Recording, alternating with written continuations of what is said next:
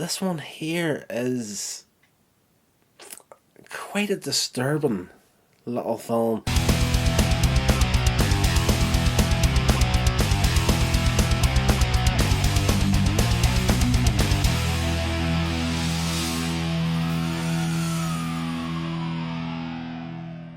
Hey legends, welcome along to Here's Rodder's Reviews, the show that loves all things entertainment and shares that love with you. I am your host, Rodney Stewart. Right, we're not finishing off the Hammer box set just yet. We're almost there. I believe there's only one more movie to review after this one. This one is Demons of the Mind from 1972. It's a horror thriller starring Robert Hardy, Shane Bryant, Gillian Hills, Yvonne Mitchell, Paul Jones, Patrick McGee, who is virtually unrecognisable in the get-up he's in this movie.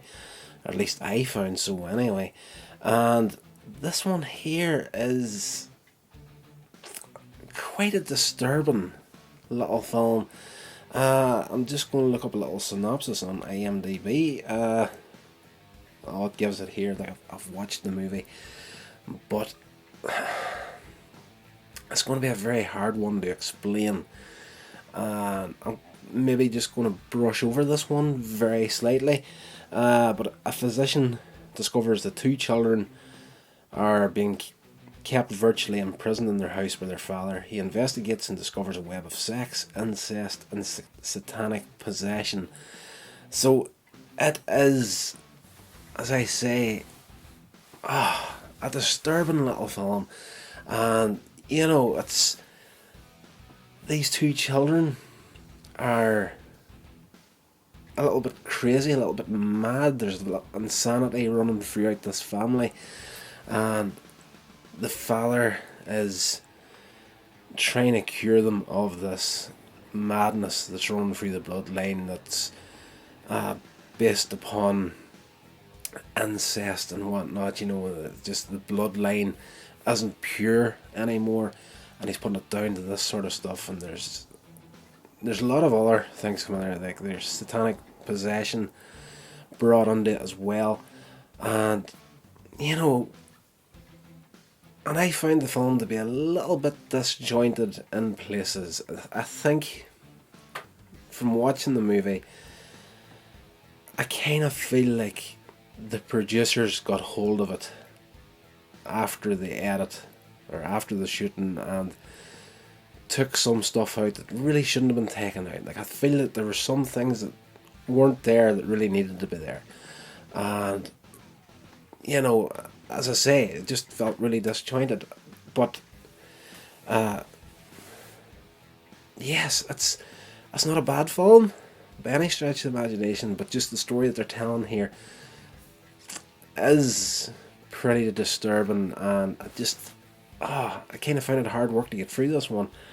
And the end of the movie, where the two children actually end up getting chased through the forest by their father, he's lost it at this point. He's just, I'm going to end this one way or the other. I'm going to finish off the madness. And he's chasing them through this forest to hunt them down, kill the two of them, and then he's going to turn the shotgun on himself, essentially, by the end of the movie. But there's a whole other side thing going on, where there's this monk preacher sort of a guy. He's built up a lynch party in the local town to hunt this guy down and kill him. So by the end of the movie, he's killed his son, and you think that there's going to be hope for the daughter to survive, and he hunts her down, and he's got the gun trained on her just as the mob catches up, and like they hold him down and they drive a giant cross through his chest into the ground and kill him that way. Whatever demon possession that's holding this part of the land, it all comes down to this guy, and killing him's going to be the answer to everybody's problems. But this review isn't a great review, and no, it's just I didn't find the film fantastic, but it's visually it looks good. The acting is top notch. The stuff that happens throughout the film is, I found, slightly uncomfortable, and there's a lot of use of nudity in this movie, a fair amount of nudity in this movie that I felt really wasn't needed for this film. And generally I don't have a problem with that sort of stuff, but whenever it's thrown in there it just felt like the nudity was put into this film for the fact that we're going to need this here to make people watch this movie. That's what it felt like to me. And I enjoy the Hammer movies. I've enjoyed the Hammer box set, and I'll skip through the box. I'm going to hold on to the box set. I'm not going to get rid of it after I'm finished these reviews. I'm going to keep going back to check out a lot of the movies on this one, but this one in particular, Demons of the Mind, I don't see me revisiting this at all from here on in.